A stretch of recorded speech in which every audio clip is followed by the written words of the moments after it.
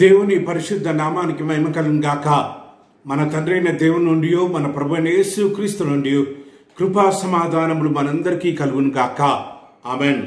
దేవుని ప్రియ పరిశుద్ధ సంగమా, ఈ విశ్రాంతి దినంలో దేవుణ్ణి ఆరాధించడానికి, దేవుణ్ణి మహిమపరచడానికి దేవాది దేవుడు మనకిచ్చిన ఈ గొప్ప కృపను బట్టి మనం దేవాది దేవునికి వందనాలు, స్తుతి, స్తోత్రము చెల్లించవలసి ఉంటున్నాం. పెంతెకొస్తు తర్వాత 3వ ఆదివారంలో మనం ప్రవేశించాం.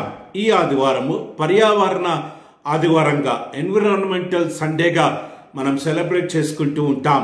ప్రతి సంవత్సరం కూడా జూన్ 5వ తారీఖు అంతర్జాతీయ పర్యావరణ దినము తర్వాత వచ్చే ఆదివారము, దగ్గరగా ఉంటున్న ఆదివారమును పర్యావరణ ఆదివారంగా సెలబ్రేట్ చేసుకోవడానికి, పర్యావరణం మీద అవగాహన పెరగడానికి, పర్యావరణాన్ని ప్రేమించే వారిగా ఉండడానికి, పర్యావరణంతో తత్సంబంధాలు కలిగి జీవించడానికి, పర్యావరణం యొక్క సహవాసంలో ఆత్మీయంగా ఎదగడానికి దక్షిణ క్రైస్తవ సంఘం వారు ఈ యొక్క అవకాశాన్ని మనకివ్వడం జరిగింది.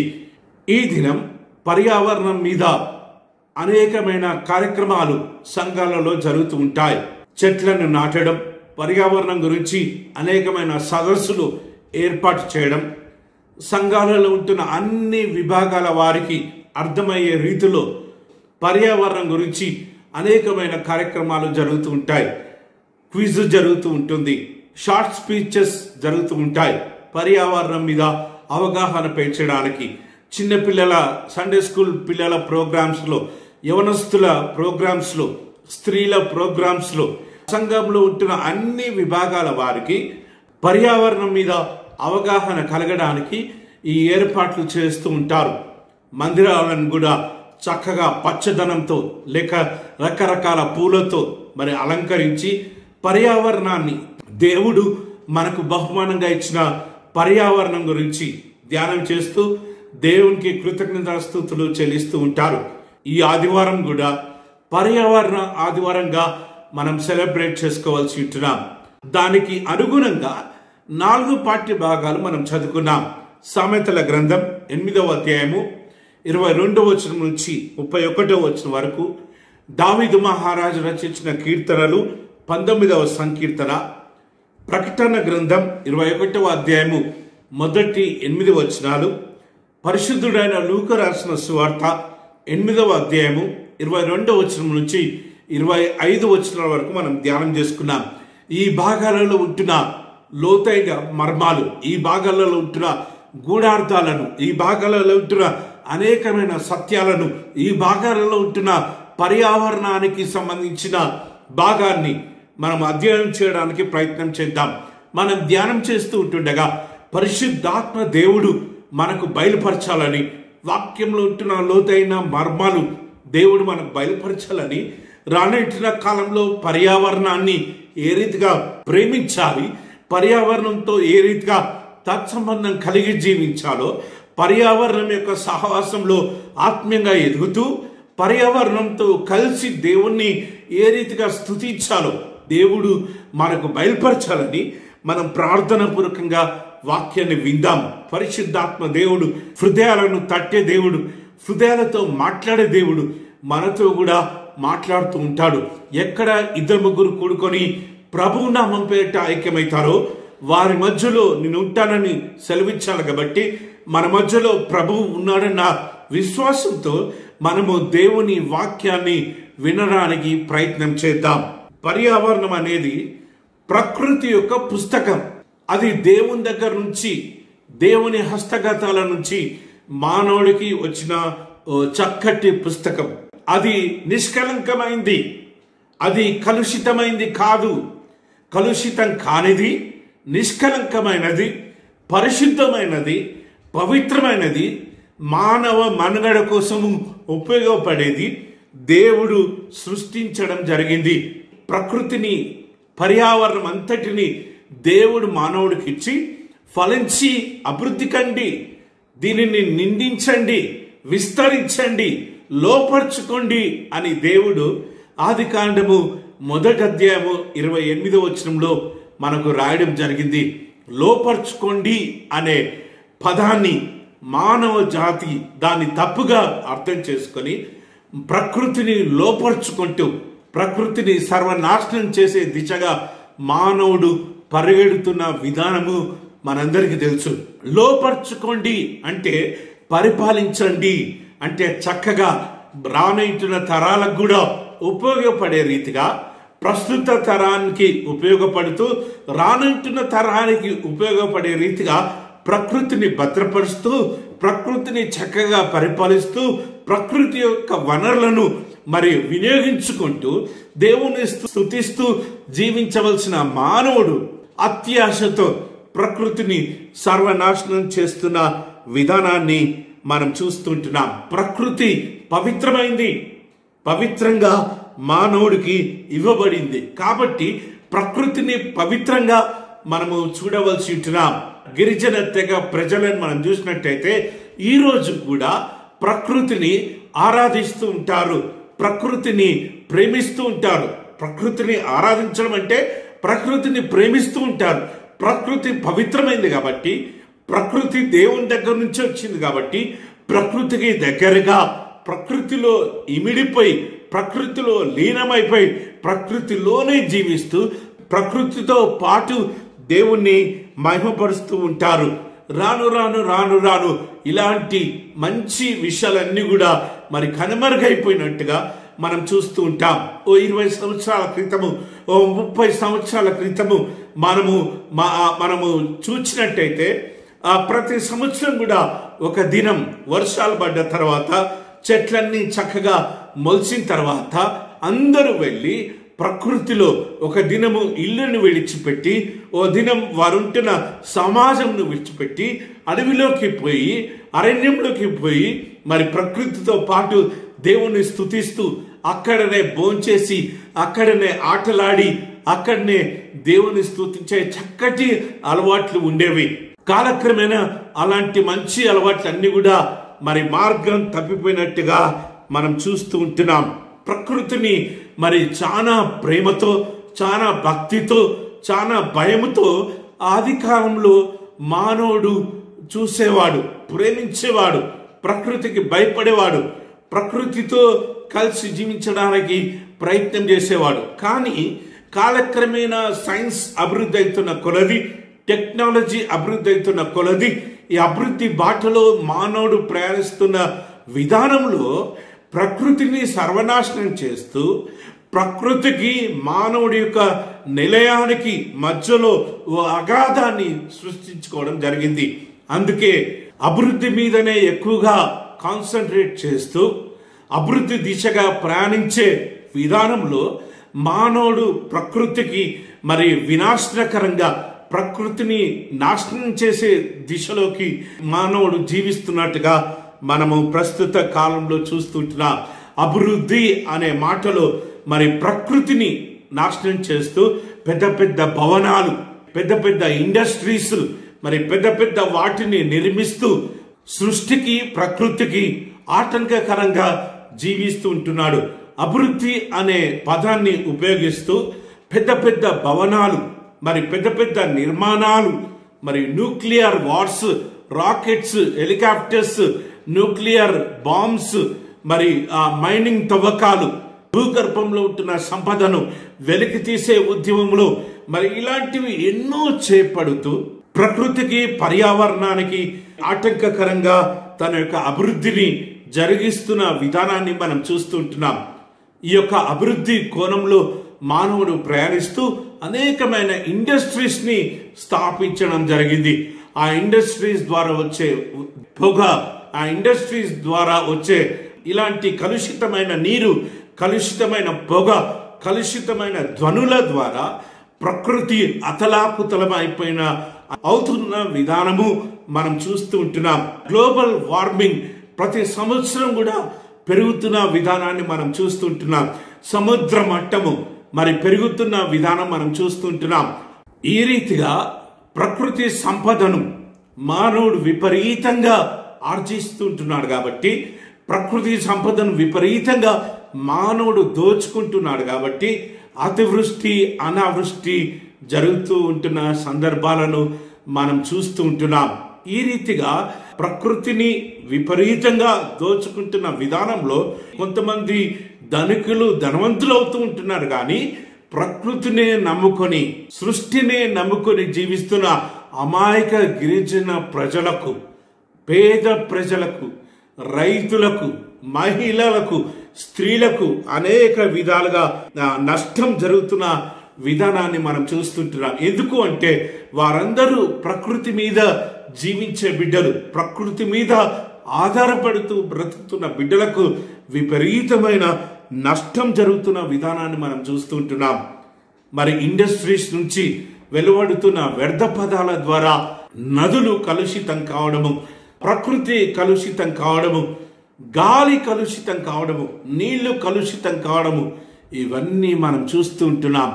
రాకెట్స్ ద్వారా, విమానాల ద్వారా, శాటిలైట్స్ ఉపయోగించడం ద్వారా ప్రకృతిలో ఉంటున్న ఆ యొక్క ధ్వని కాలుష్యం జరుగుతున్న విధానము, ఈ యొక్క కాలుష్యాల ద్వారా ప్రకృతిలో ఉంటున్న టెంపరేచర్స్ అన్ని పెరిగిపోతూ కొన్ని టెంపరేచర్స్లో మరి చిన్న చిన్న జీవరాశులు, ప్రాకిడి పురుగులు, పక్షులు జీవించలేక అవి మరణిస్తూ కొన్ని స్పీషీస్ ఆల్రెడీ అంతరించిపోయినట్టుగా సైన్స్ ద్వారా మనం తెలుసుకుంటూ ఉంటున్నాం. దేవుని ప్రియ పరిశుద్ధ సంగమా, ప్రకృతి, సృష్టి అనేది, పర్యావరణం అనేది మానవుడికి ఇంకా అంతు చిక్కని విషయంగా ఉంటూ ఉంటుంది. ఇప్పటి వరకు కొన్ని వాటినే మానవుడు కనుక్కున్నాడు. ఇంకా మానవుడు కనుక్కొని దేవుని సృష్టి, ఇంకా మానవుడికి తెలియని పర్యావరణం, ఇంకా మానవుడికి తెలియని ప్రకృతి సంపద ఎంతో ఉంది, ఎంతో ఉంది. ఈ యొక్క సమయంలో వాటన్నిటినీ సరైన రీతిలో సద్వినియోగం పరచుకోకుండా, సరైన రీతిలో వాడుకోకుండా ప్రకృతికి నష్టం చేస్తుంటున్న మానవుడు గురించి ఈ యొక్క సమయంలో మనం అధ్యయనం చేయాలి. ప్రస్తుత కాలంలో మనం చూసినట్టయితే ఎన్నో తుఫాన్లు, ఎన్నో భూకంపాలు, ఎంతో అతివృష్టి, అనావృష్టి, అకాల వర్షాలు, మరి పంట చేతికొచ్చినప్పుడు వర్షాలు పడి వర్షాలలో మరి పంటంతా నష్టపోతున్న విధానము, వర్షాకాలంలో, చలికాలంలో, ఎండాకాలంలో టెంపరేచర్స్ విపరీతంగా పెరిగిపోతున్న విధానము, సముద్రము ఉవ్వెత్తున ఎగిసిపడుతున్న విధానము, అనేకమైన అతివృష్టి, అనావృష్టి మునుపెన్నడూ చూడని రీతిలో మానవుడు చూస్తున్న విధానము మనం గమనిస్తూ ఉంటున్నాం. మన కాలంలో ఇవన్నీ జరుగుతూ ఉంటున్నాయి. ఇలాంటి సందర్భంలో పర్యావరణం గురించి అధ్యయనం చేయడం చాలా అవసరము. పర్యావరణం మీద అవగాహనకు రావడము చాలా అవసరము. పర్యావరణాన్ని ప్రేమించేవారిగా, సృష్టిని ప్రేమించేవారిగా, ప్రకృతిని ప్రేమించేవారిగా, మరి వీటి యొక్క సహవాసంలో మనం ఆత్మీయంగా ఎదుగుతూ వీటితో కలిసి దేవుని స్తుతిస్తూ దేవుని మహిమపరిచే వారిగా మనం ఉండడానికి దేవుడు మనకిచ్చిన ఈ యొక్క మంచి అవకాశాన్ని బట్టి ప్రకృతిని ధ్యానం చేయడానికి, ప్రకృతి గురించి తెలుసుకోవడానికి, పర్యావరణం గురించి అధ్యయనం చేయడానికి దేవుడు మనకిచ్చిన ఈ గొప్ప అవకాశాన్ని బట్టి దేవునికి వందనాలు, స్తుతి, స్తోత్రము చెల్లించవలసి ఉంటున్నా. ఈ యొక్క సమయంలో మనము ధ్యానం చేయవలసిన అంశం ఏంటిదంటే సృష్టి దేవుని మహిమను ప్రకటించుచున్నది. క్రియేషన్ ప్రొక్లెయిమ్స్ గాడ్స్ గ్లోరీ అన్న అంశాన్ని ఈ యొక్క సమయంలో మనము ధ్యానం చేయవలసి ఉంటున్నాం. 4 పాఠ్య భాగాలు మనం చదువుకున్నాం. ఈ 4 పాఠ్య భాగాలలో మరి ఏ రీతిగా సృష్టి దేవుణ్ణి మహిమపరచుచున్నది, మానవుడు ఏ రీతిగా సృష్టిని గమనించి సృష్టితో పాటు దేవుణ్ణి మహిమపరిచే వారిగా జీవించాలి అన్న విషయాలను ఈ యొక్క సమయంలో మనం ధ్యానం చేసుకుందాం. సృష్టి ఏ రీతిగా దేవుణ్ణి మహిమపరచుచున్నది, సృష్టి ఏ రీతిగా దేవుణ్ణి ఆరాధించుచున్నది, సృష్టి ఏ రీతిగా దేవుని నామాన్ని గణపరుస్తుంది అన్న విషయాలను ఈ యొక్క సమయంలో మనం తెలుసుకోవలసి ఉంటున్నాం. సృష్టి దేవుని స్తుతిస్తుంది అన్న విషయము కొంతమందికి గమ్మత్తుగా ఉండవచ్చు, కొంతమందికి మరి అర్థం కాని రీతిలో ఉండవచ్చు. కానీ ఈ యొక్క సమయంలో దేవుని బిడ్డలమైన మనము ఏ దేవుడైతే మానవుని సృష్టించాడో ఆ దేవుడే సృష్టిని ప్రకృతిని కూడా సృష్టించాడు అన్న విషయాన్ని నేర్చుకోవలసి ఉంటున్నాం, గమనించవలసి ఉంటున్నాం. భూమి మీద ఉన్న అనేకమైన చెట్లను, అనేకమైన ప్రాకడి పురుగులను, జీవులను, కోట్లాను కోట్ల పక్షులను, జంతువులను, చెట్లను మనం చూసినప్పుడు ఎంతో సంతోషపడుతూ ఉంటాం, ఎంతో ఆనందిస్తూ ఉంటాం. భూగర్భంలో అనేకమైన జీవరాశులు జీవిస్తూ ఉంటున్నాయి, సముద్రంలో అనేకమైన జీవరాశులు జీవిస్తూ ఉంటున్నాయి. ఇంకా మానవుడికి అంతుబట్టని ఎన్నో జీవరాశులు సముద్రంలో జీవిస్తూ ఉంటున్నాయి. వాటన్నిటిని మనం చూస్తుంటున్నప్పుడు మనకెంతో సంతోషం కలుగుతుంది, ఎంతో ఆనందం కలుగుతుంది. పచ్చదనాన్ని తిలకిస్తుంటున్నప్పుడు, రకరకాల పువ్వులను చూస్తుంటున్నప్పుడు, వాటికుంటున్న రంగులను చూస్తుంటున్నప్పుడు మనకెంతో ఆనందం కలుగుతూ ఉంటుంది. ఆకాశం మీద ఉన్న సూర్య చంద్ర నక్షత్రాలను మనం చూస్తుంటున్నప్పుడు, వాటి వైపు మనం కొంతసేపు గమనించినప్పుడు, వాటిని తిలకిస్తుంటున్నప్పుడు, రాత్రిపూట చందమామను చూస్తున్నప్పుడు, దాని వెలుగును చూస్తుంటున్నప్పుడు మనకెంతో ఆనందం కలుగుతుంది. వాటన్నిటినీ ఏ దేవుడైతే సృష్టించాడో ఆ దేవుడే మానవుని కూడా సృష్టించినట్టుగా మనము నేర్చుకోవలసి ఉంటున్నాం. ఆ దేవుడే నిన్ను నన్ను తన రూపంలో నిర్మించాడు. కోట్లాను కోట్ల ప్రజలను దేవుని రూపంలో నిర్మించాడు.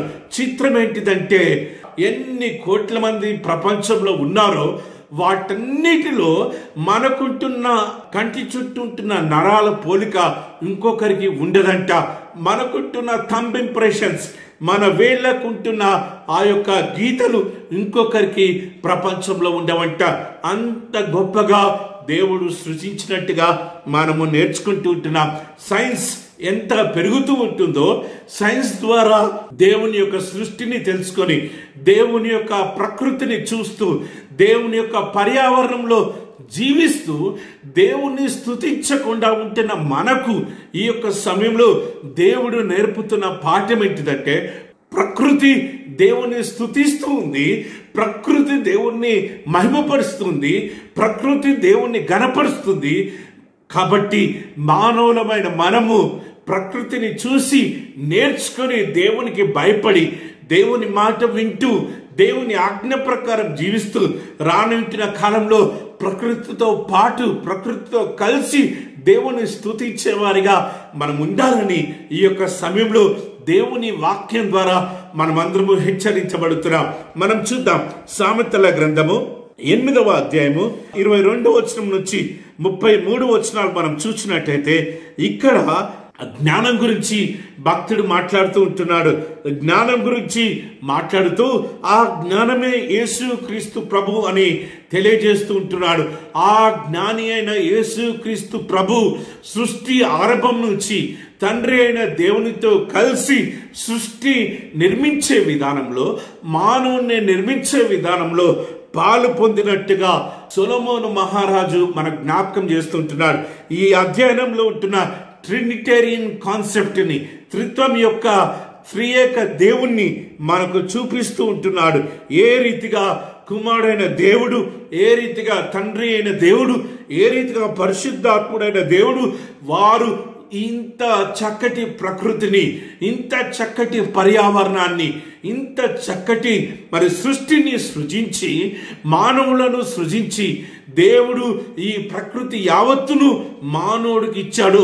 ఈ యొక్క గ్రంథకర్త జ్ఞాపకం చేస్తూ ఉంటున్నాడు. మనం చూద్దాం.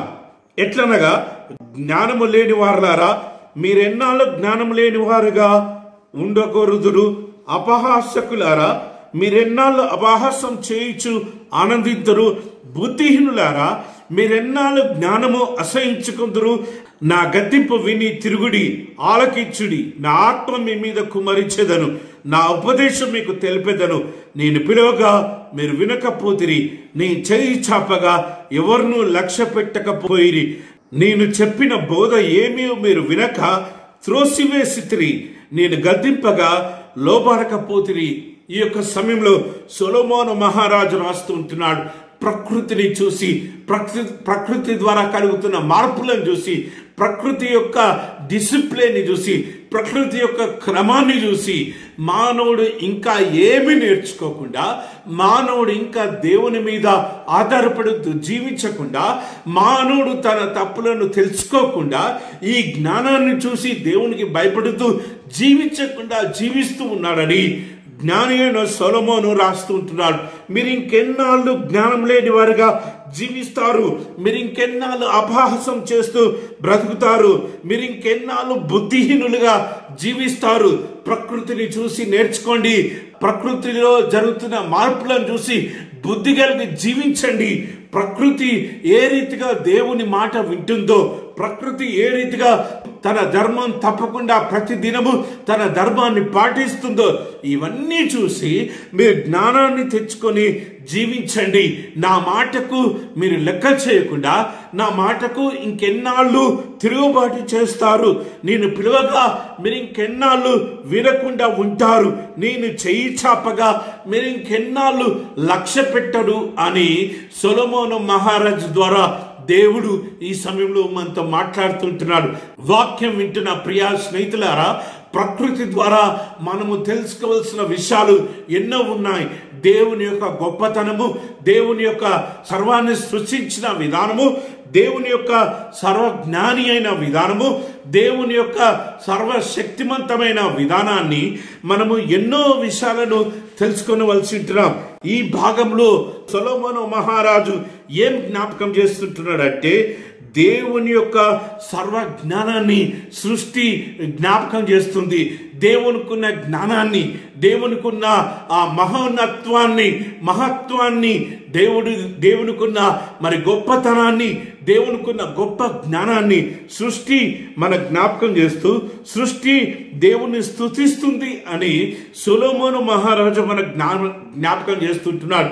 సృష్టిని చూసి, పర్యావరణాన్ని చూసి, ప్రకృతిని చూసి, వాటిలో ఉంటున్న జీవరాశులను చూసి, వాటి ద్వారా జరుగుతున్న మార్పులను చూసి, వాటి ద్వారా జరుగుతున్న అతివృష్టిని అనావృష్టిని చూసి, భూకంపాలను చూసి, కరువులను చూసి, ఆ తుఫాన్లను చూసి మనము నేర్చుకోవాల్సిన విషయాలు ఎన్నో ఉన్నాయి.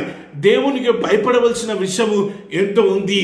దేవుని వైపు తిరగవలసిన విధానము మనము నేర్చుకునవలసి ఉంటున్నామని సొలొమోను మహారాజు జ్ఞాపకం చేస్తుంటున్నాడు. 26వ వచనంలో మనం చూసినట్లయితే, కాబట్టి మీకు అపాయం కలిగినప్పుడు నేను నవ్వెదను, మీకు భయం వచ్చినప్పుడు నేను అపహాస్యము చేసేదను. భయము మీ మీదికి తుఫాను వలె వచ్చినప్పుడు, సుడిగాలి వచ్చినట్లు మీకు అపాయం కలిగినప్పుడు, మీకు కష్టమును దుఃఖమును ప్రాప్తించినప్పుడు నేను అపహాస్యము చేసేదను. దేవుడు జ్ఞాపకం చేస్తుంటున్నాడు. మీరు ప్రకృతిని చూసి, సృష్టిని చూసి, పర్యావరణాన్ని చూసి, వాటి ద్వారా జరుగుతున్న మార్పులను చూసి మీరు నేర్చుకోవట్లేదు. కాబట్టి అతివృష్టి తుఫాను వలె మీ మీదికి వచ్చినప్పుడు, భయము తుఫాను వలె మీ మీదికి వచ్చినప్పుడు, సుడిగాలి వలె మీకు అపాయం కలిగినప్పుడు వాటిని చూసి నేను అపహసించుకుంటా. వాటి ద్వారా మీకు కలిగే భయాన్ని చూసి, వాటి ద్వారా కలిగే నష్టాన్ని చూసి, వాటి ద్వారా మీకు కలుగుతున్న అపాయంను చూసి నేను అపహాస్యము చేసుకుంటానని దేవుడు జ్ఞాపకం చేస్తుంటున్నాడు. వాక్యం వింటున్న ప్రియ స్నేహితులారా, ఈ యొక్క కరోనా వైరస్ పాండమిక్ కూడా దేవుని మాట మనం విననందుకే మన హృదయాలను, మన మనసులను, మన మనోనేత్రాలను, మన హృదయ అంతరంగంలో నుంచి మనం దేవుని స్తుతించేవారిగా, దేవుని తట్టు తిరిగేవారిగా ఉండడానికే దేవుడు ఈ కరోనా వైరస్ పాండమిక్ ని పంపించినట్టుగా మనం భావించే బదులమై ఉంటున్నాము. దేవుడు రాస్తుంటున్నాడు, కాబట్టి మీకు అపాయం కలిగినప్పుడు నేను నవ్వుతా, మీకు భయం కలిగినప్పుడు నేను అపహాస్యం చేసుకుంటా. భయము మీ మీదకి తుఫాను వలె వచ్చినప్పుడు, సుడిగాలి వచ్చినట్లు మీకు అపాయం కలిగినప్పుడు, మీ కష్టము దుఃఖమును ప్రాప్తించినప్పుడు నేను అపహాస్యం చేసుకుంటా. దేవుడు నవ్వుతాడంట, దేవుడు సంతోషపడతాడంట, దేవుడు ఆనందిస్తూ ఉంటాడంట. మానవుడు ఏడుస్తూ ఉంటే, మానవుడు అపాయంలోకి నెట్టివేయబడుతుంటే, మానవుడి మీదకి తుఫాను వచ్చినట్లు భయం వస్తే, మానవుడి మీదకి అతివృష్టి అనావృష్టి కలుగుతున్నప్పుడు, మానవుడి మీదకి విపత్తులు వస్తున్నప్పుడు దేవుడు నవ్వుతాడంట, దేవుడు అపహాస్యము చేసుకుంటాడంట.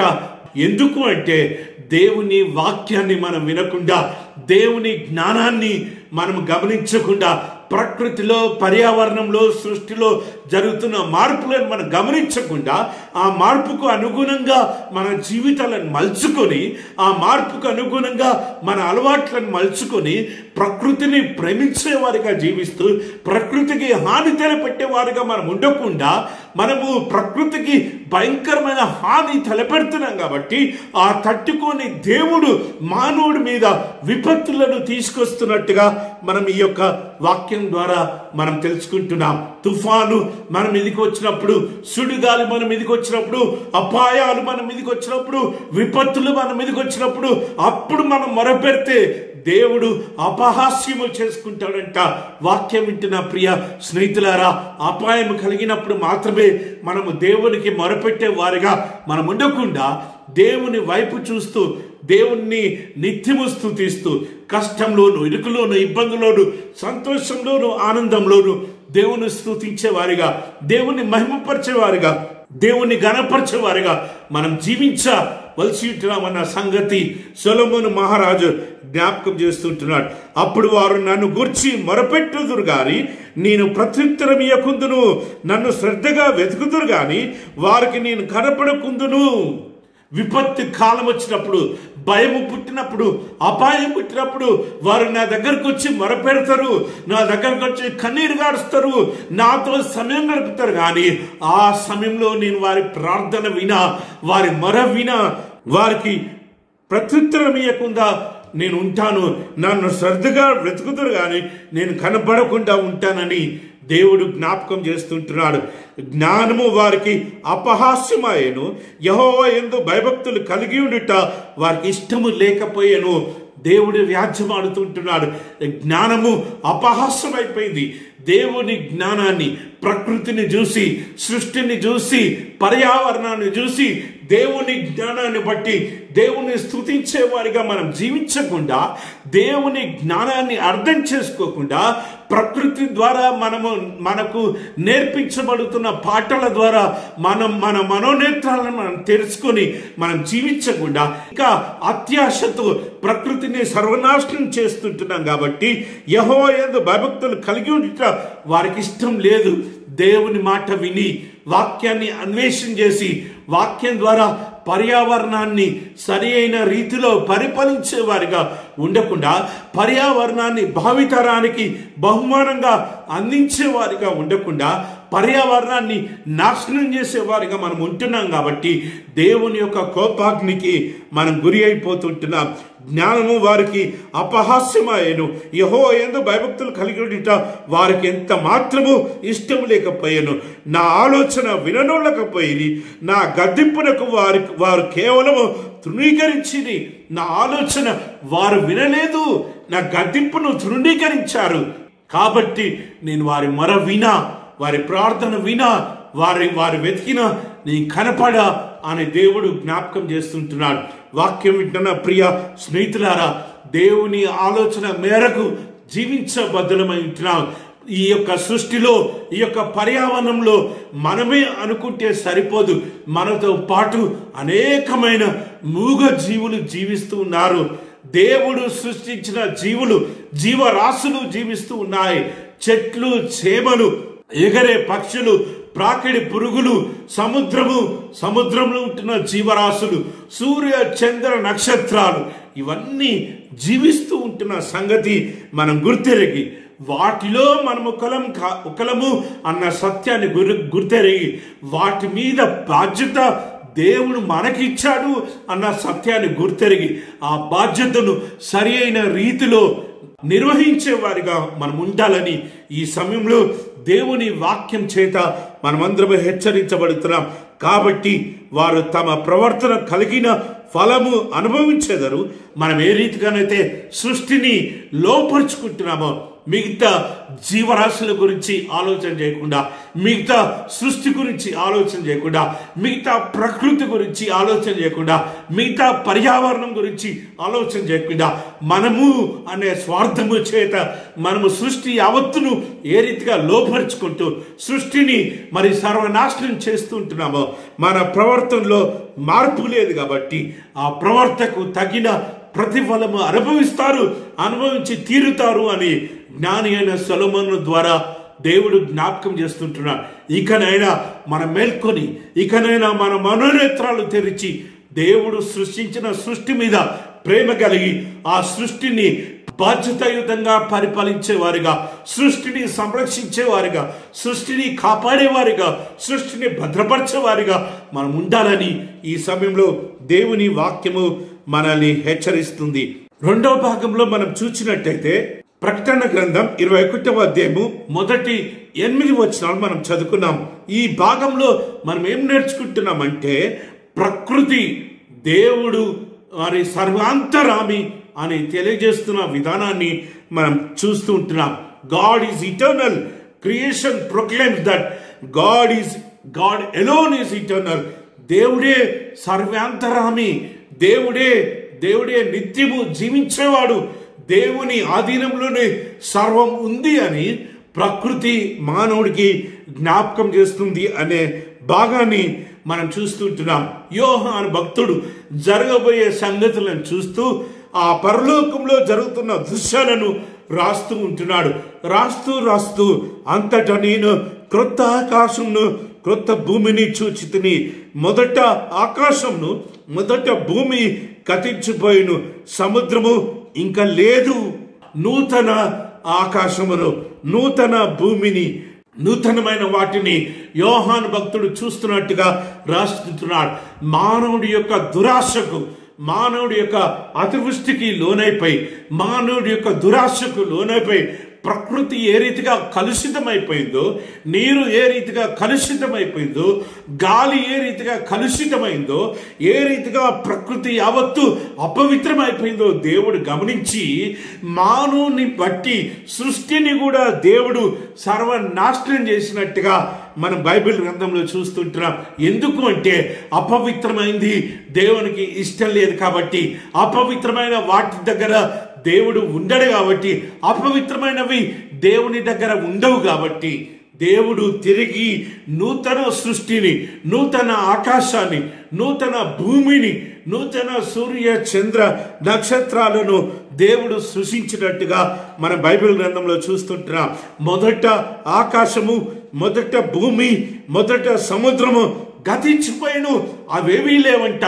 ఎందుకు అంటే ఆ పరలోకంలో దేవుడు తన రాజ్యాన్ని స్థాపించాలని ఆశపడుతున్నప్పుడు, దేవుడు తన రాజ్యాన్ని ప్రారంభించేటప్పుడు అపవిత్రమైన వాటితో పరిపాలించడం దేవునికి ఇష్టం లేదు కాబట్టి మానవుడి ద్వారా కలుషితమైపోయిన ప్రకృతి యావత్తును, సృష్టి యావత్తును, ఆ పర్యావరణ యావత్తును దేవుడు నిర్మూలం చేసి నిష్కలంకమైన క్రొత్త ఆకాశాన్ని, నిష్కలంకమైన క్రొత్త భూమిని, నిష్కలంకమైన కొత్త సృష్టిని దేవుడు మరొకసారి సృజించినట్టుగా బైబిల్ గ్రంథంలో చూస్తుంటున్నాం. మరియు నేను నూతనమైన యెరూషలేమును, ఆ పరిశుద్ధ పట్టణము తన భర్త కొరకు అలంకరింపబడిన పెళ్లి కుమార్తె వలె సిద్ధపడి పరలోకమందును దేవుని యొద్ద నుండి దిగివచ్చుట చూచితిని.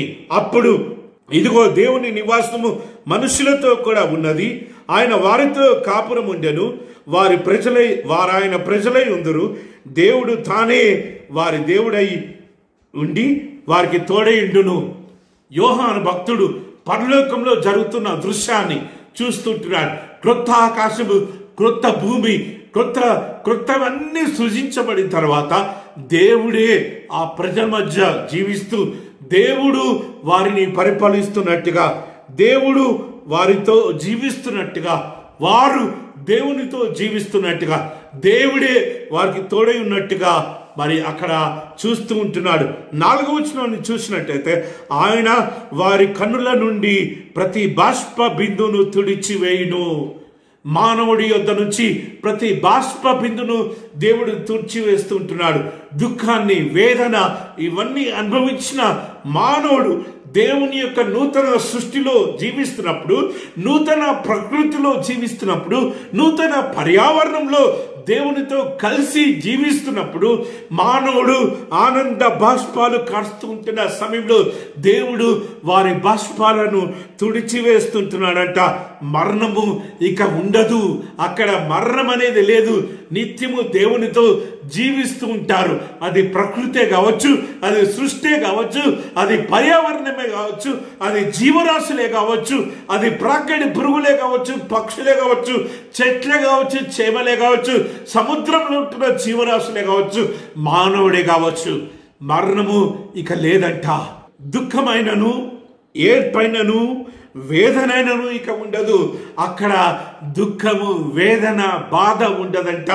ఎందుకు అంటే దేవుడు ఉండి మానవులను సృష్టిని పరిపాలిస్తుంటున్నాడు కాబట్టి, మానవుడి హస్తగతానికి ఇచ్చిన ప్రకృతి సర్వనాశనానికి గురి అయిపోయి కలుషితమైపోయింది కాబట్టి దేవుడు నూతన సృష్టిని, నూతన ఆకాశాన్ని సృజించి వారి మధ్యలో దేవుడే ఉండి పరిపాలిస్తూ మానవుని, సృష్టిని, పర్యావరణాన్ని, ప్రకృతిని దేవుడు పరిపాలిస్తుంటున్నాడు కాబట్టి దేవుడు ఉండే చోట మరణము లేదు.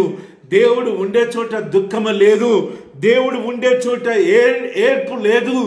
దేవుడు ఉన్న చోట వేదన ఉండదు అన్న సత్యాన్ని యోహాను భక్తుడు అక్కడ మనకు చూపిస్తూ ఉంటున్నాడు. అందుకే దేవుడు ఉన్నాడు కాబట్టి, దేవుడు మానవులకు, ప్రకృతికి తోడుగా జీవిస్తూ ఉన్నాడు కాబట్టి, మానవుడితో దేవుడు, దేవుడితో మానవుడు, మానవుడితో సృష్టి, సృష్టితో దేవుడు, దేవుడితో మానవుడు, ఈ రీతిగా మరి త్రిభుజ ఆకారంలో మానవుడు, సృష్టి, దేవుడు కలిసి ఉంటున్న ఆ పరిశుద్ధ పట్టణంలో మరణం లేదంట, ఏడ్పు లేదంట, దుఃఖం లేదంట, కన్నీరు లేదంట, వేదన లేనే లేదంట. యోహాను భక్తుడు జ్ఞాపకం చేస్తూ ఉంటున్నాడు. 5వ వచనం మనం చూద్దాం. అప్పుడు సింహాసనాసీనుడైన వాడు, ఇదిగో సమస్తమును నూతనమైనవిగా చేయుచున్నానని చెప్పెను. మరియు ఈ మాటలు నమ్మకమును నిజమై ఉన్నవి గనుక వ్రాయుమని నాతో చెప్పెను. సో దేవుడు సమస్తాన్ని నూతనంగా తిరిగి చేస్తూ ఉంటున్నాడు. కలుషితమైపోయిన ప్రకృతిని, కలుషితమైపోయిన మానవులను దేవుడు నిర్మూలం చేసి పవిత్రమైన వారిని, పవిత్రంగా సృష్టిని, పవిత్రమైన మానవులను తన రాజ్యంలోకి దేవుడు తీసుకొని సమస్తాన్ని నూతన పరుస్తున్నట్టుగా, సమస్తాన్ని మరి క్రొత్తవిగా చేస్తున్నట్టుగా, సమస్తాన్ని పరిశుద్ధమైనవిగా చేస్తున్నట్టుగా మనం ఇక్కడ చూస్తూ ఉంటున్నాం. 6వ వచనంలో, మరియు ఆయన నాతో ఇట్లా నేను సమాప్తమైనవి నేనే ఆల్ఫాయు ఒమేగాయు, అనగా ఆదియు అంతమునై ఉన్నవాడను, దప్పిగొను వారికి జీవ జల బుగ్గలోని జలమును నేను ఉచితంగా అనుగ్రహించెదను. దేవుడు జ్ఞాపకం చేస్తున్న మాటలు యోహాను భక్తుడు ఇక్కడ రాయడం జరిగింది. నేనే అల్ఫా, నేనే ఒమేగా, నేనే ఆదియు అంతమునై ఉన్న దేవుడను, నేనే ఇప్పుడు జీవించేవాడను, మీతో ఉన్నవాడను కూడా నేనే అని తండ్రి అయిన దేవుడు అక్కడ ఉంటున్న సృష్టికి, అక్కడ ఉంటున్న ప్రకృతికి, అక్కడ ఉంటున్న పర్యావరణకు, అక్కడ ఉంటున్న మానవ జాతికి దేవుడు జ్ఞాపకం చేస్తున్నట్టుగా మనం చూస్తుంటున్నాం. దప్పికొనే వారికి జీవ జల బుగ్గలోని జలమునను దేవుడు ఉచితంగా అనుగ్రహిస్తున్నట్టుగా మనం చూస్తుంటున్నాం. అంటే ఇంకక్కడ కష్టపడవలసిన అవసరం లేదు. భూలోకంలో దేవుని బిడ్డలుగా జీవించిన దానికి ప్రతిఫలం ఏంటిదంటే దేవునితో జీవించే విధానము, దేవుడిచ్చే ఉచితమైన వాటిని స్వీకరిస్తూ దేవుణ్ణి నిత్యము స్తుతించే వారిగా ఉండే పరిశుద్ధ స్థితికి మానవుడు రూపాంతరపరచబడిన విధానాన్ని యోహాను భక్తుడు ఇక్కడ రాస్తూ ఉంటున్నాడు. జయించువాడు వీటిని స్వతంత్రించుకొనును, నేను అతనికి దేవుడై ఉండును, అతడు నాకు కుమారుడై ఉండును. జయించిన వాడు భూలోకంలో కష్టాలు, ఇరుకులు, ఇబ్బందులు, అవమానము, దుఃఖము, నిందలు ఇవన్నీ భరించి ఇరుకైన మార్గంలోనే ప్రయాణిస్తూ దేవుని ఆత్మతోనూ సత్యముతోనూ ఆరాధిస్తూ ప్రకృతి ఎడల, సృష్టి ఎడల, పర్యావరణం ఎడల మమకారం కలిగి, ప్రేమ కలిగి, బాధ్యతాయుతంగా వాటిని వాడుకుంటూ వాటితో కలిసి దేవుని స్తుతిస్తూ వాటి యొక్క సహవాసంలో ఆత్మీయంగా ఎదుగుతున్న వాడికి దేవుడే ఉంటాడంట, అతడు నాకు కుమారుడే ఉంటాడంట. అలాంటి బిడ్డలు మాత్రమే దేవుడు తన కుమారులుగా చేసుకుంటాడంట. ఎవరు జయించేవారు అంటే 8వ వచనంలో యోహాను భక్తుడు రాస్తూ ఉంటున్నాడు, పిరికివారును, అవిశ్వాసులను, పిరికివారిగా జీవించేవారు, కాంప్రమైజ్ అయిపోతూ బ్రతికేవారు, స్వలాభం కోసము జీవించేవారు, ఇతరుల గురించి ఆలోచించని వారు, ఇతరుల యోగక్షేమాల గురించి ఆలోచించని వారు, భావితరం గురించి ఆలోచించని వారు, ఇప్పుడు దోచుకుందాం అనే దురాశ కలిగిన వారే పిరికివారు. అన్యాయాన్ని ఛేదించకుండా, అవినీతిని ఛేదించకుండా, నీతి న్యాయంగా సత్యమైన రీతిలో బ్రతకకుండా ధైర్యాన్ని అంతా చంపివేసుకొని ఎదిరిస్తే ఏమవుతుందో, ప్రశ్నిస్తే ఏమవుతుందో, తప్పును ఎత్తి చూపిస్తే ఏమవుతుందో అని ఆలోచన చేస్తూ జీవించేవారు పిరికివారు, అవిశ్వాసులు. దేవుని మీద విశ్వాసం లేకుండా, విశ్వాసంతో జీవించకుండా, విశ్వాసంతో ప్రభుని ఆరాధించకుండా, విశ్వాసంతో ప్రభుని మహిమపరచకుండా, విశ్వాసంతో దేవుని వాక్యం చదవకుండా, విశ్వాసంతో ప్రార్థించకుండా, విశ్వాసంతో సేవ చేయకుండా, ఏదో మెకానికల్గా, ఏదో యాంత్రికంగా, ఏదో ఉద్యోగపరంగా, ఏదో బ్రాహ్మణికల్ మినిస్ట్రీగా ఈ రీతిగా చేసేవారు. దేవుని మీద విశ్వాసము ఏమాత్రము లేకుండా అసహ్యులను, అసహ్యంగా జీవించేవారు, అసహ్యంగా ప్రవర్తించేవారు, అహస్యంగా బ్రతికేవారు, నరహంతకులు, మనుషులను చంపేవారు, మాటలతో చంపేవారు, ఫిజికల్గా చంపేవారు, సైకాలజికల్గా చంపేవారు, బాధ పెట్టేవారు, ఏడ్పించేవారు, వారు ఏడుస్తుంటే పైశాచిక ఆనందంగా ఆనందించేవారు. వారి గురించి దేవుడు మాట్లాడుతుంటున్నాడు. నరహంతకులు అంటే కేవలము కత్తి తీసుకొని పొడిచేవారు మాత్రమే కాదు, కానీ మాటలతో గుచ్చి పొడిచి ఏడిపించేవారు. వారు బాధపడుతుంటే వారిని చూసి ఆనందించేవారు. వ్యభిచారం చేసేవారు, ఆ విచ్చలవిడి లైంగిక జీవితానికి అలవాటైపోయిన వారు, వివాహానికి ముందు విచ్చలవిడి జీవితం, వివాహం తర్వాత విచ్చలవిడి జీవించేవారు, మాంత్రికులను, విగ్రహారాధికులను, అబద్ధికులందరూ ఇలాంటి 8 లక్షణాలు ఉన్నవారు వీటిని జయించేవారు. ఇలాంటి వారు అగ్ని గంధకంలోను మండు అగ్నిగుండంలోను పాలు పొందుదురు. ఇలాంటి లక్షణాలు ఉన్నవారు ఆ యొక్క నూతన ఆకాశంలో, నూతన భూమిలో, నూతన సృష్టిలో, నూతనమైన వాటిలో లేరు అని యోహాను భక్తుడు జ్ఞాపకం చేస్తుంటున్నారు. కాబట్టి వాక్యం వింటున్న ప్రియ స్నేహితులారా, మనము పిరికివారుగా జీవించొద్దు, అవిశ్వాసకులుగా జీవించొద్దు, అసహ్యులుగా బ్రతకొద్దు, నరహంతకులుగా ఉండొద్దు, వ్యభిచారం నుంచి దూరంగా పారిపోవాలి. మంత్రం చేసేవారిగా, మాయ మాటలు చేసేవారిగా, మరి ఇలాంటి అలవాట్లు కలిగి మనం జీవించొద్దని విగ్రహారాధకులు, ఆబద్ధికులు ఇలాంటి వారందరూ అగ్ని గంధకములతోనూ మండే గుండంలోనూ కాలిపోతారంట. అలాంటి వారు కాలిపోతారు. ఇలాంటి లక్షణాలు కలిగి మనం జీవించొద్దని, మనము ప్రకృతి ఎడల, తోటి మానవుడి ఎడల, తోటి సృష్టి ఎడల, పర్యావరణం ఎడల, ప్రకృతి ఎడల మరి మంచి లక్షణాలు కలిగి మనం జీవించబద్ధులమై ఉంటున్నాం. స్వార్థపూరితమైన ఆలోచనలతో సమస్తాన్ని దోచుకోకుండా, నాకు నా కుటుంబానికి మాత్రమే అని అనుకోకుండా, ఇతరుల గురించి, బలహీనమైన వారి గురించి, తోటి వారి గురించి, విధవరాల గురించి, వితంతుల గురించి, అనాథ బిడ్డల గురించి, అవసరతలో ఉన్న వారి గురించి, పరదేశుల గురించి ఆలోచన చేసేవారిగా, భావితరాల గురించి ప్రకృతిని బహుమానంగా అందించేవారిగా మనం జీవించాలని ఈ యొక్క సమయంలో వాక్యం మనల్ని హెచ్చరిస్తుంది. 3వ భాగంలోకి మనం వెళ్దాం. లూకా రాసిన సువార్త 8వ అధ్యాయము 22వ వచనం నుంచి 25వ వచనం. ఈ భాగంలో మనం ఏం చూస్తుంటున్నామంటే, ప్రకృతి దేవుని యొక్క సర్వశక్తిని బోధిస్తూ ఉంది. దేవునికి ఉంటున్న సర్వాధికారాన్ని బోధిస్తున్న భాగాన్ని మనం ధ్యానం చేస్తూ ఉంటున్నాం.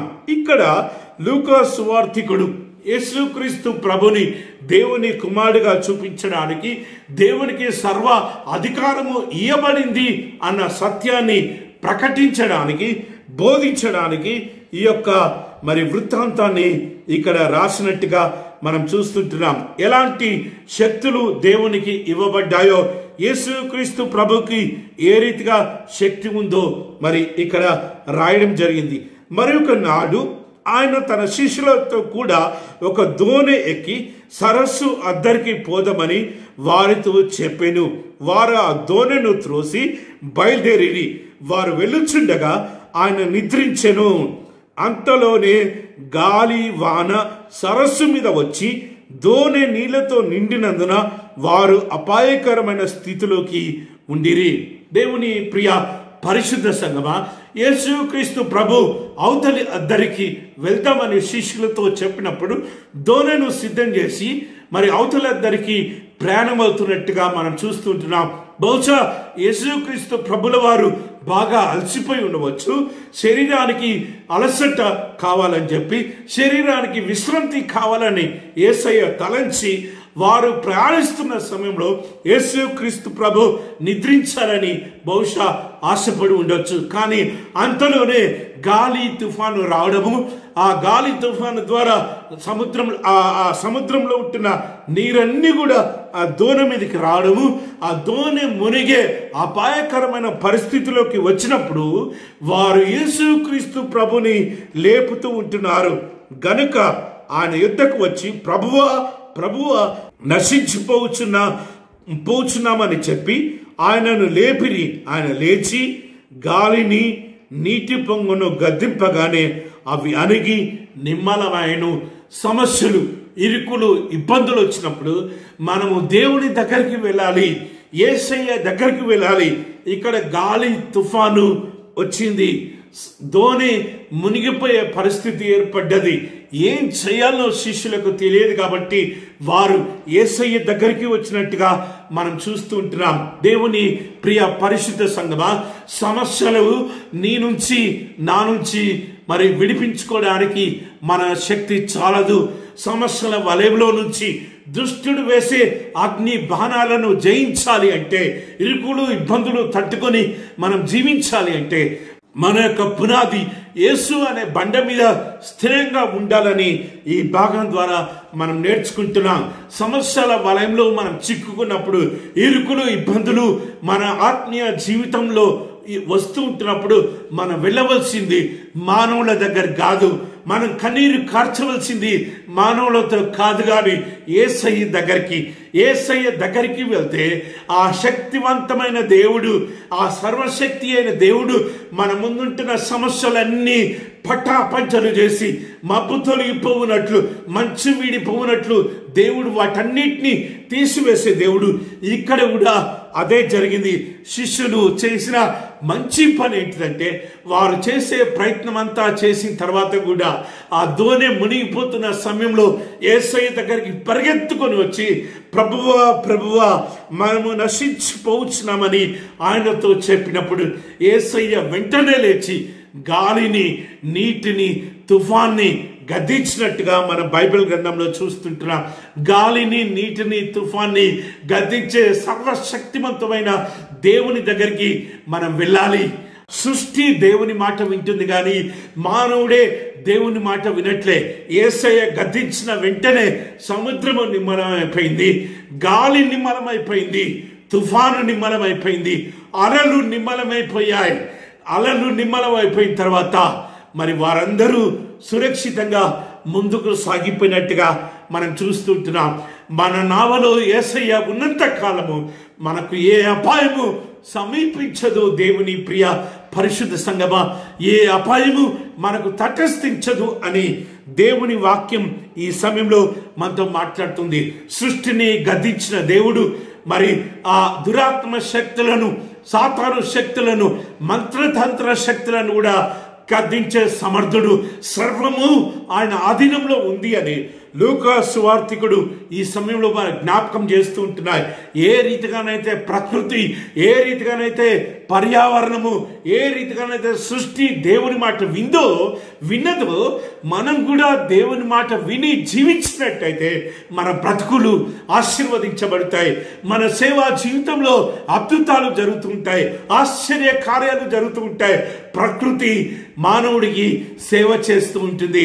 ప్రకృతి మానవుడికి విస్తారమైన వనరులు అందిస్తూ ఉంటుంది.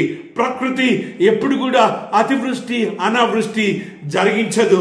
ప్రకృతి ఎప్పుడు కూడా కరువు రానియదు. ఎప్పుడు మనము దేవుని మాటలు వినేవారిగా ఉన్నట్లయితే, ప్రకృతిని లోపరుచుకొని ప్రకృతిని బాధ్యతాయుతంగా పరిపాలించినప్పుడు, దేవుని మాట వింటూ వాక్య ప్రకారం జీవించినప్పుడు ఇలాంటివన్నీ మన జీవితాలలో జరుగుతూ ఉంటాయి. ఎంతగా సృష్టిని విపత్తు పాలు చేస్తూ ఉంటామో, ఎంతగా సృష్టిని, ప్రకృతిని, మరి పర్యావరణాన్ని వినాశనానికి గురి చేస్తుంటామో, అంత ఉధృతంగా ఆ శక్తులన్నీ, ఆ ప్రకృతి, ఆ యొక్క పర్యావరణము, ఆ యొక్క సృష్టి మన మీదికి దాడి చేస్తూ ఉంటాయి. ఈ కరోనా విపత్తు అలాంటి దాడిలో ఒక దాడిగా మనం భావించవచ్చు. తుఫాన్లు ఒక దాడి, భూకంపాలు ఒక దాడి, అతివృష్టి ఒక దాడి, అనావృష్టి ఒక దాడి, కరువు ఒక దాడి. దేవుని ప్రియ పరిశుద్ధ సంగమా, ఇలాంటి దాడులన్నీ ఎప్పుడు జరుగుతాయంటే, ఈ యొక్క పర్యావరణాన్ని మనం ప్రేమించకుండా, ప్రకృతిని మనం ప్రేమించకుండా, సృష్టిని మనం ప్రేమించకుండా, సృష్టిని వినాశనానికి గురి చేస్తుంటున్నప్పుడు అవన్నీ మానవుడి మీదకి దాడి చేస్తూ ఉంటాయి. మానవుడి మీదకి దాడి చేస్తున్నప్పుడు మానవుడు ఆ విపత్తులో నుంచి తట్టుకోవాలి అంటే సర్వశక్తిమంతుడైన దేవుని సహాయము లేకుండా మనం తట్టుకోలేము. అందుకే దేవునికి భయపడుతూ జీవించాలి. అందుకే దేవునికి ప్రార్థిస్తూ జీవించాలి. అందుకే బాధ్యతాయుతంగా మనం జీవించాలి, వాక్యానుసారంగా జీవించాలి. నేను నా కుటుంబం అనే స్వార్థపూరిత ఆలోచనల నుంచి మనము వెడలిపోయి మనము అందరికీ సమానత్వమైన జీవితం జీవించడానికి మనం పాటుపడాలని ఈ యొక్క సమయంలో దేవుని వాక్యం మనల్ని హెచ్చరిస్తుంది. మన దృక్పథం పర్యావరణం పట్ల మారినప్పుడు, మన దృక్పథం ప్రకృతి పట్ల మారినప్పుడు, మన దృక్పథం సృష్టి పట్ల మారినప్పుడు, ఆ సృష్టి, ఆ ప్రకృతి, ఆ పర్యావరణం కూడా మన పట్ల దృక్పథం మార్చుకొని ఇలాంటి తుఫాన్లు, ఇలాంటి భూకంపాలు, ఇలాంటి పాండమిక్స్, ఇలాంటి విపత్తులు, ఇలాంటి అతివృష్టి అనావృష్టిలు మానవుడి మీదకి రాకుండా అవి కూడా వాటి దృక్పథం మార్చుకొని మానవుడితో కలిసి జీవిస్తూ, మానవుడితో కలిసి దేవుణ్ణి ఆరాధించడానికి అవి కూడా పూనుకుంటాయన్న సత్యాన్ని మనం గమనించవలసి ఉంటున్నాం. గాలిని, తుఫాన్ను, సముద్రాన్ని గద్దించిన దేవుని శక్తిని మనం ఈ భాగంలో చూస్తుంటాం. ఆయన సర్వాంతరామి, ఆయన సర్వశక్తి గల దేవుడు. He is almighty God, he is all powerful God అన్న సత్యాన్ని గుర్తెరిగి, అలాంటి సర్వశక్తి గల దేవుడు మనకున్నాడన్న ధైర్యంతో రానుంటున్న కాలంలో విశ్వాసంతో ముందుకు సాగిపోవాలి. నాగటిపై చేయి వేసిన మనము వెనకాలకు చూడకుండా, సమస్యల వలయంలో చిక్కుకొని పోకుండా, అధైర్యపడకుండా, అవమానాలకు నిందలకు బలి అయిపోతున్నప్పుడు కృంగిపోకుండా, దిగజారిపోకుండా దేవుని సహాయాన్ని వేడుకున్నట్టయితే అద్భుతంగా, అద్వితీయమైన రీతిలో ఆ కృపామయుడు నిన్ను పడిపోయిన స్థితిలో నుంచి లేవనెత్తుతాడు. దేవుని బిడ్డ గాలిని, తుఫాన్ని అణిచివేసి ఆ యొక్క ప్రయాణాన్ని ఏ రీతిగానైతే నిమ్మలపరిచి ముందుకు సాగింపజేశాడో, మన యొక్క జీవితాన్ని కూడా, మన యొక్క సేవా జీవితాన్ని కూడా దేవుడు ఆ రీతిగా ఆ యొక్క ఉపద్రవాలన్నీ తీసివేసి ఆయనకు మహిమకరంగా దేవుడు మన సేవా జీవితాన్ని మార్చుతాడు అన్న విశ్వాసంలో మనం జీవించబద్ధులమై ఉన్న సత్యాన్ని ఈ యొక్క సమయంలో మనం గుర్తెరగాలి. చివరిగా మనము దావీదు మహారాజు రచించిన కీర్తనలు 19వ సంకీర్తన మనం చదువుకున్నాం. ఈ భాగంలో ప్రకృతి, సృష్టి, పర్యావరణం దేవుణ్ణి ఏ రీతిగా మహిమపరుచుతుందో, మానవుడు ఏ రీతిగా దారి తప్పి తిరుగుతున్నాడో, మానవుడు తిరిగి ఏ రీతిగా దారిలోకి వచ్చి సృష్టితో ఏకీభవించి దేవుణ్ణి మహిమపరచాలో ఈ భాగంలో భక్తుడు రాస్తూ ఉంటున్నాడు. చూద్దాం. ఆకాశంలో దేవుని మహిమను వివరించుచున్నవి, అంతరిక్షము ఆయన చేతి పనిని ప్రచురపరుస్తున్నవి. పగటికి పగలు బోధించుచున్నది, రాత్రికి రాత్రి జ్ఞానము తెలుపుచున్నది. వాటికి భాష లేదు, మాటలు లేవు, వాటికి స్వరము వినపడదు. వాటి కొలనూలు భూమి అంతటా వ్యాపించి ఉన్నది. లోక దిగంతముల వరకు వాటి ప్రకటనలు బయలువెలుచున్న వాటిలో ఆయన సూర్యుని గుడారము వేసెను. ఏ రీతిగా ప్రకృతి దేవుని మహిమపరుస్తుందో, ఏ రీతిగా సృష్టి దేవుని మహిమపరుస్తుందో, ఏ రీతిగా పగటికి పగలు బోధించుచున్నదో, రాత్రికి రాత్రి జ్ఞానము తెలుపుచున్నదో దావీదు మహారాజు రాస్తుంటున్నాడు. ఉదయం లేవగానే ఆకులు గలగల అనే శబ్దాన్ని మనం వింటూ ఉంటాం. పిచ్చుకలు అరుస్తున్న స్వరాలను మనం వింటూ ఉంటున్నాం. పిచ్చుకలు ఉదయమే దేవుని స్తుతిస్తూ ఉంటున్నాయి. ఆకులు వాటి యొక్క గలగల స్వరము చేత దేవుని స్తుతిస్తూ ఉంటున్నాయి. రాత్రికి రాత్రి జ్ఞానము తెలుపుచున్నది. ఆకాశంలో సూర్య చంద్ర నక్షత్రాలను చూసినప్పుడు దేవుని యొక్క విస్తారమైన జ్ఞానాన్ని మనం అధ్యయనం చేయవలసి ఉంటున్నాం. దేవునికి ఎంత జ్ఞానం ఉందో మనం తెలుసుకొని దేవుని స్తుతించవలసి ఉంటున్నాం. ఆ జ్ఞానంలో ఎన్నికలేని నిన్ను నన్ను దేవుడు తన రూపంలో నిర్మించిన విధానాన్ని బట్టి మనం దేవుని స్తుతించవలసి ఉంటున్నాం. పగటికి పగలు ఏ రీతిగా బోధించినవో, పగలు ఆ యొక్క ప్రకృతిని చూసినప్పుడు, ఆ జీవరాశులను చూసినప్పుడు, ఆ చెట్టు చేమలను చూసినప్పుడు, ఆ సూర్యుడిని చూసినప్పుడు, ఆ సముద్రాన్ని చూసినప్పుడు, ఆ అలలు తరంగాలను చూసినప్పుడు మనము నేర్చుకునేవి అనేకం ఉన్నట్టుగా దావీదు మహారాజు రాస్తుంటున్నాడు. వాటిని మనం అధ్యయనం చేయాలి. దేవుడికి ఉన్న జ్ఞానాన్ని బట్టి ఏ రీతిగా దేవుడు మానవుడి కోసము వీటన్నిటిని సృష్టించాడు, మానవుడి యొక్క మనుగడ కోసము సృష్టించబడ్డ ప్రకృతిని బట్టి, సృష్టించబడ్డ సృష్టిని బట్టి, సృష్టించబడ్డ పర్యావరణాన్ని బట్టి దేవుడు ప్రకృతితో కలిసి దేవుని స్తుతించ బద్ధుడై ఉన్నాడని దావీదు రాస్తుంటున్నాడు. ఆకాశంలో దేవుని మహిమను వివరించినవి మానవుడికి అంతుపట్టట్లేదు. కానీ ఆకాశంలో భూమి, సూర్య చంద్ర నక్షత్రాలు, జీవరాశులు, చెట్టు చేమలు, ప్రాకడి పురుగులు ఇవన్నీ కూడా దేవుణ్ణి ప్రతినిత్యము స్తుతిస్తున్నట్టుగా దావీదు మహారాజు రాస్తుంటున్నాడు. యెహోవా నియమించిన ధర్మశాస్త్రము యథార్థమైనది, అది ప్రాణమును తెప్పరిల్ల చేయును. యెహోవా శాసనము నమ్మదగింది, అది బుద్ధిహీనులకు జ్ఞానము పుట్టించును. యెహోవా ఉపదేశంలో నిర్దోషమైనవి, అవి హృదయమును సంతోషపరచును. యెహోవా ఏర్పరిచిన ధర్మము నిర్మలమైనది, అది కనులకు వెలుగునిచ్చును. యెహోవా యందైన భయము పవిత్రమైనది, అది నిత్యము నిల్చును. యెహోవా న్యాయ విధులు సత్యమైనవి, అవి కేవలము న్యాయమైనవి. అవి బంగారం కంటెను, విస్తారమైన మేలిమి బంగారం కంటెను కోరదగినవి. తేనె కంటెను, జుంటి తేనె దారల కంటెను మధురమైనవి. వాటి వలన నీ సేవకుడు హెచ్చరిక నొందును, వాటిని గైకొనవలసిన గొప్ప లాభము కలుగును.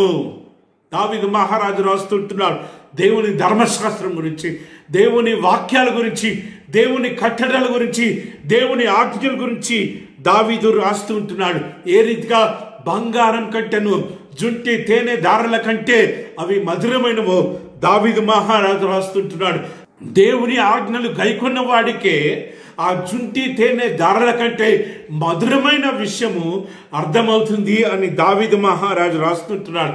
కాబట్టి దేవుని మాటలు పవిత్రమైనవి, దేవుని ఆజ్ఞలు పవిత్రమైనవి, దేవుని ధర్మశాస్త్రం పవిత్రమైనది, మానవుడికి త్రోవ చూపేది. కాబట్టి వాక్యం వింటున్న దేవుని ప్రియ పరిశుద్ధ సంగమా, మనం కూడా ప్రకృతితో కలిసి, పర్యావరణంతో కలిసి, సృష్టితో కలిసి దేవుణ్ణి స్తుతించాలి అంటే, దేవుణ్ణి మహిమపరచాలి అంటే, దేవుణ్ణి ఆరాధించాలి అంటే దేవుని వాక్యానికి మనల్ని మనం సబ్మిట్ చేసుకోవాలి. ఏ రీతిగా ప్రకృతి, ఏ రీతిగా సృష్టి, ఏ రీతిగా పర్యావరణం దేవుని మాట తూచ తప్పకుండా వింటున్నాయో, దేవుని ఆజ్ఞ మేరకే అవి జీవిస్తూ ఉన్నాయో, దేవుని ఆజ్ఞ మేరకే అవి పాటిస్తూ ఉంటున్నాయో, మనం కూడా దేవుని ఆజ్ఞను గైకొనాలని, ఆ నిర్దోషమైన దేవుని ఆజ్ఞను గైకొంటూ ఆ పవిత్రమైన దేవుని ఆజ్ఞ ప్రకారం జీవిస్తూ ఆ పవిత్రమైన దేవుని ఆజ్ఞను సేవించిన వారిగా మనం జీవించాలని దావీదు మహారాజు తన వాక్యం ద్వారా ఈ సమయంలో మనల్ని హెచ్చరిస్తూ ఉంటున్నాడు. రానున్న కాలంలో మనం కూడా ప్రకృతితో కలిసి దేవుణ్ణి ఆరాధించే వారిగా నిర్దోషమైన మనస్సుతో, అపవిత్రమైన మనస్సుతో, పవిత్రమైన మనస్సుతో, పవిత్రమైన జీవిత విధానముతో ప్రకృతిని ప్రేమిస్తూ ప్రకృతిని కూడా తోటి వారిగా ఎంచుకొని ప్రకృతి యొక్క సహవాసంలో ప్రకృతికి నష్టము తలపెట్టకుండా పర్యావరణం యొక్క మార్పులను గమనిస్తూ ఆ మార్పుల ద్వారా మనం బుద్ధి తెచ్చుకొని ఆ మార్పుల ద్వారా భావితరానికి జరిగే నష్టాన్ని మనం కనుగొని ప్రకృతిని, సృష్టిని, పర్యావరణాన్ని ప్రేమిస్తూ వాటితో కలిసి వాటి సహవాసంలో దేవుణ్ణి ఆరాధించే గొప్ప భాగ్యం దేవుడు మనకు దయచేయాలని మనమందరము ప్రయాసపడవలసి ఉంటున్నాం. చివరిగా అపోస్తలుడైన పౌలు రోమీలకు రాసిన పత్రిక 1వ అధ్యాయము 20వ వచనంలో రాస్తుంటున్నాడు, ఎవరైతే యేసు క్రీస్తు ప్రభుని నమ్ముతారో వారు నూతన సృష్టిగా మారిపోతూ ఉంటారు. నూతన సృష్టిగా మారాలి, మన బ్రతుకులు మారాలి, మన జీవితాలు మారాలి, మన ఆలోచన విధానం మారాలి, దోచుకోవాలి అన్న మన ఆలోచన మారిపోవాలి. ఈ సృష్టి నాది కాదు, ఈ సృష్టి భావితరానికి కూడా నేను అందించాలి.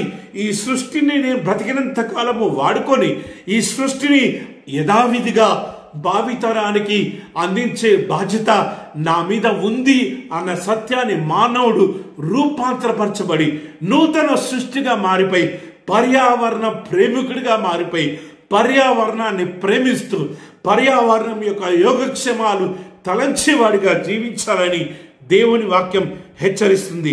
రోమీలకు రాసిన పత్రిక 1వ అధ్యాయము 20వ వచనంలో పౌలు భక్తుడు ఈ రీతిగా రాస్తుంటున్నాడు, దేవుని నమ్మినట్టయితే